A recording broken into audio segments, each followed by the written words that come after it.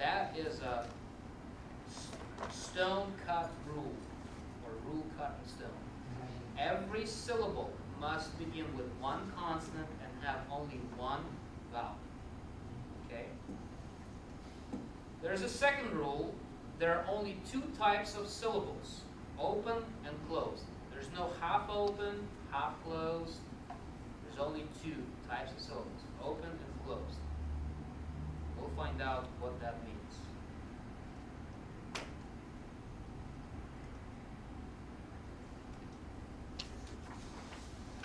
Hebrew accents. We can probably get out from here and see if we get anything in our handouts for open and closed syllables. See, this is the illustration for the first rule. We can see the word davar separated into two syllables. First one, da, and you see there's Dagish lene in it, or is it Begad Kafat letter? It's Begad Kafat letter, so it's Dagish lene, which means this is a rough d sound. Da, va, so two syllables. Each one of these syllables has at least one consonant and at least one vowel, right? Okay, and there are only two types of syllables, open and closed. So now we can see in the same example, da is the open syllable and var is closed. Why? Because there's no other vowel following this second consonant. So that means it's closed. It's the end of the word. There could be nothing else. Otherwise, there would be a vowel under consonant. Okay? So that is the difference between open and closed syllables. Of course, there will be more sophisticated words in lessons to come, but we'll get them as they come.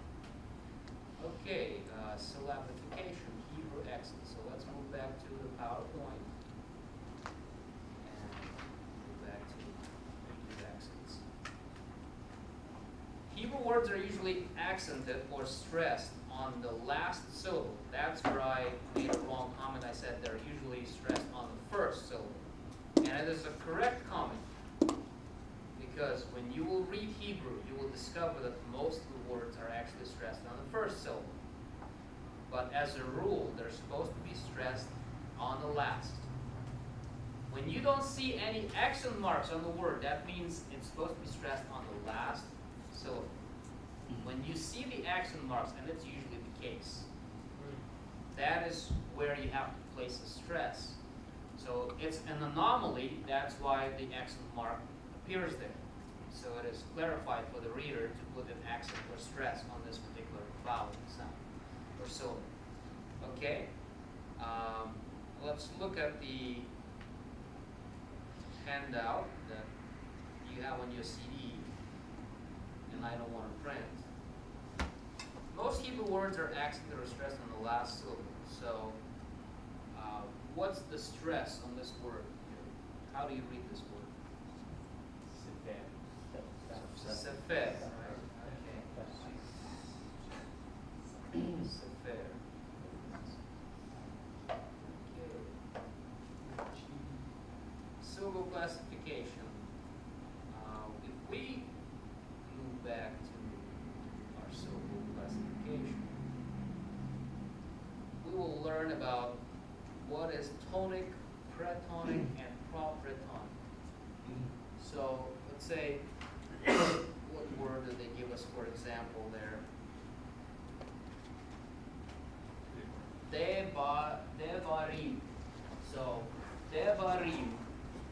If you see an accent, and I'll show it with my little hand over here.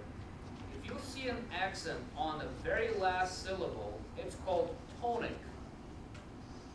It's from Latin, meaning the final syllable, tonic. Pretonic means one before the final, and propretonic means the one before the final. So the one before. In the Greek grammar, it's ultimate, penultimate, and propenultimate. So ultimate is Latin for last. Tonic is also one of those terms. In Hebrew, just to distinguish Greek grammar from Hebrew, they decided to go with tonic, protonic, propritonic. Why we should know this is because in Hebrew language, when you are adding suffixes, adding some letters to the end of the word, or adding something to the front of the word, it will change the stress. And the stress in itself will cause the change in the vowel points under each letter.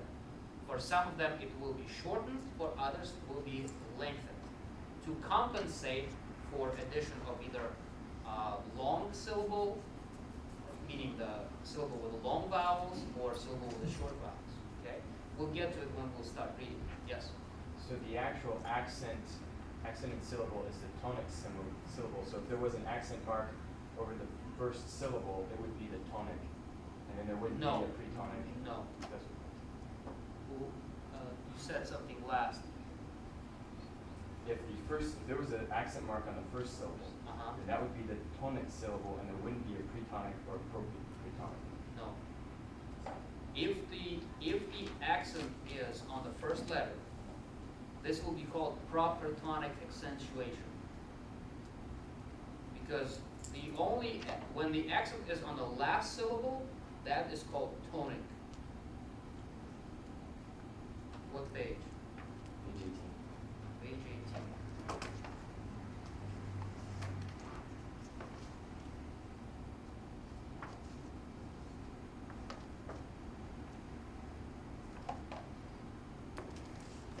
No.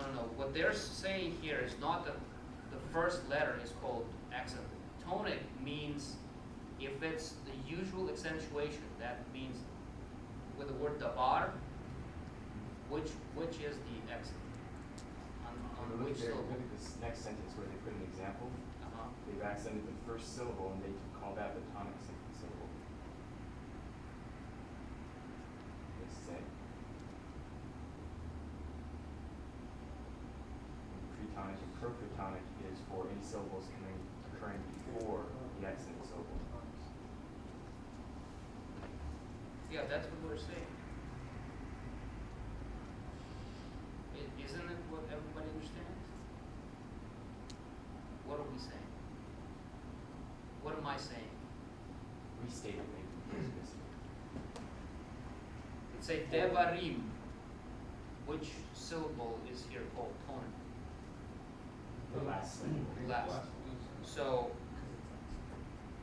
that would be called tonic, right? What is the one under ba or va? It's a pretonic, right? Okay. And the propritonic is what? The one before it. So when the accentuation occurs on the word devarim, the last syllable is called tonic. So every other vowel sound or syllable that we find, like Chris just said, it's called either pretonic or propritonic. But it's not always when you have the accent on the first one and you call that tonic. You know what I mean? It's not always when you have accent. So in other words, safer would not have a pretonic or a propritonic. Yeah, because it's just a short two-syllable word. It's sefer. There's nothing that precedes it, so there's nothing else there. So there's only the tonic. Yeah, there's only tonic there. If you see the long words like devarim, it's a plural of the word. That's when we get to that point, because if somebody wants to say, okay, the accent is on the tonic syllable, but pretonic vowel reduction.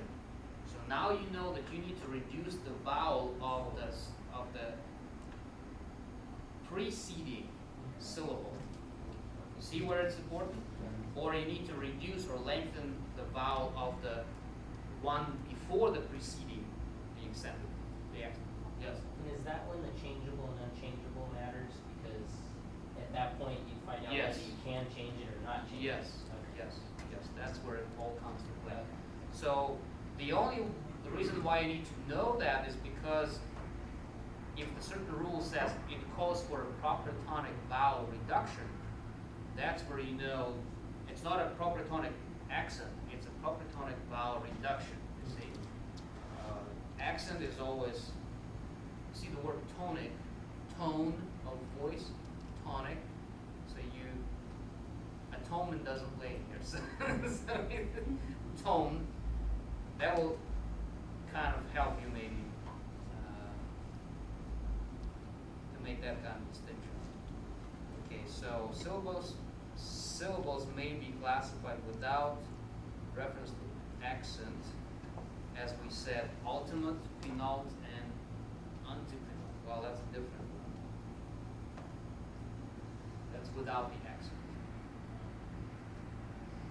Ultima is the last. Ultima is the last, penult, that's pre-last, and antepenult, Pre. ante means pre, not against, but pre, following, preceding. And moving back to our PowerPoint presentation. So we got these. Any questions on tonic, protonic, proper tonic? Alex only accounts for 3 syllables, so it would be more than 3. It's possible, but reduction rules only go as far as the proper tonic. They don't touch anything before that. Unless it's accent. Yeah. Dagesh and syllabification. First, the dagesh in the Gotgafat is forte if preceded by a vowel. If you see a Begat Kafat letter and you are trying to distinguish, is it Begat Kafat with dagesh forte or dagesh lene? This is the first rule that will help you to find out whether it's dagesh forte or dagesh lene. Dagesh forte doubles the letter. It makes it hard in dagesh lene, but it doubles in dagesh forte. Dagesh forte means loud. Forte, it's a musical term. Dagesh lene means what? Rough. Okay, second rule. The dagesh in Begat Kafat is lene if preceded by a consonant.